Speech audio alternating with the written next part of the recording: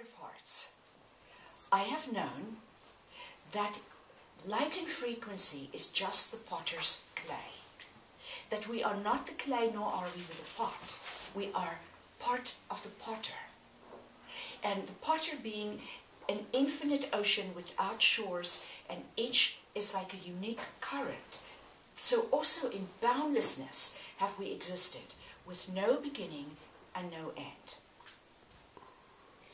Well, light and frequency is clear to me from years of studying them. They are the components that create space and time. Space is created when frequency ripples through a designated area, being different than what's around it. Now it has created a separation. This is the area of this frequency, this isn't. So it's made a space. So they're interconnected. And so I understood that I needed to get beyond light and beyond frequency. But to get beyond light and frequency, I had to understand where they came from. Light and frequency has actually been the two leading tyrants of existence. And why is that they had us believe the following story. I have looked this story over for some years now. I have known it's a lie. Everything about it has said to me, this is an illusion. But until I could see what the illusion was, I couldn't move beyond the cage. I suspect that what has happened today is that I've actually managed to move out of the cage, and all the unprocessed emotions, or all the emotions, had to flow through me. This has been leading up during the last week, and the intense emotional experiences of today, so uncharacteristic, is birthing something new. And I believe it's a life beyond light and frequency. See, light and frequency told existence, you need us.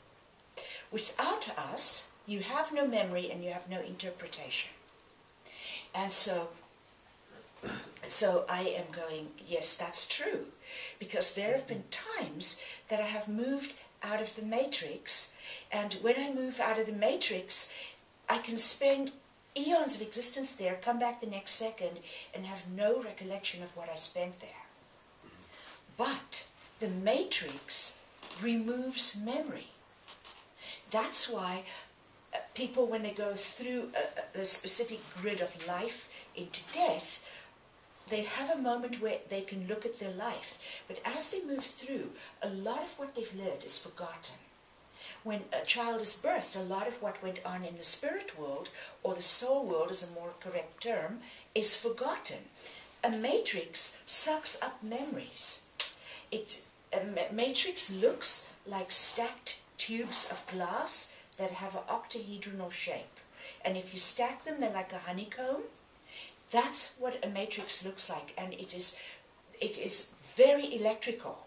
And when the electrical charge hits you as you go through, it is like a power surge that wipes memory on your computer clean. So I have thought, yes, evidence seems to suggest that there is no memory and there's no interpretation outside of the matrix. And we've been in matrices within matrices, but I mean outside of the matrix of duality.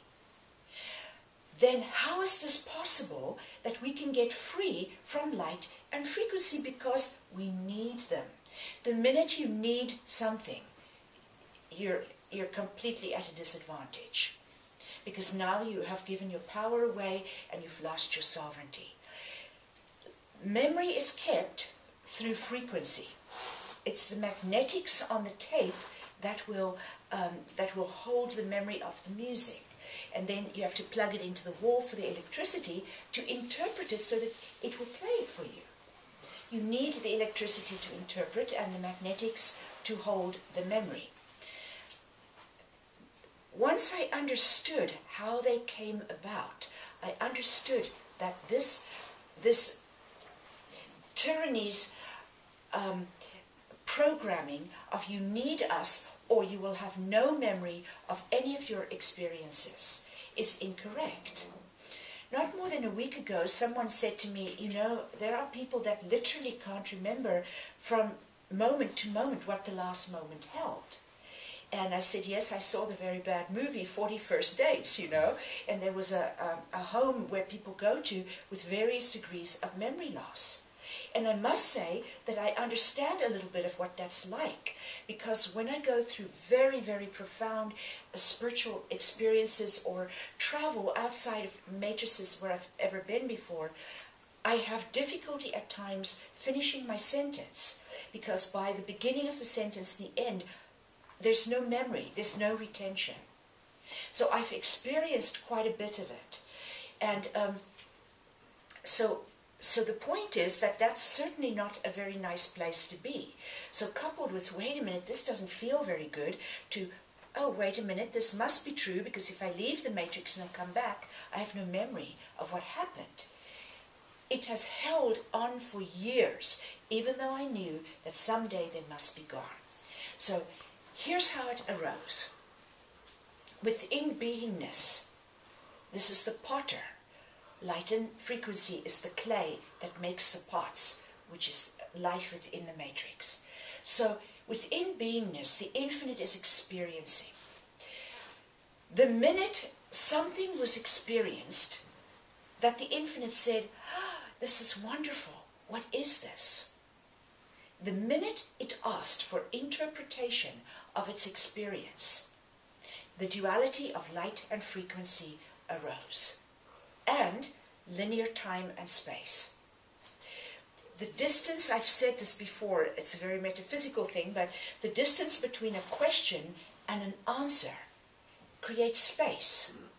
It makes a gap in time. So what is this that I've just experienced will make two things. It holds on to the memory long enough to interpret it, and the next moment it creates interpretation. If you have an experience that needs to be interpreted, you now have more than one moment that you're living. You now have two moments that you're living.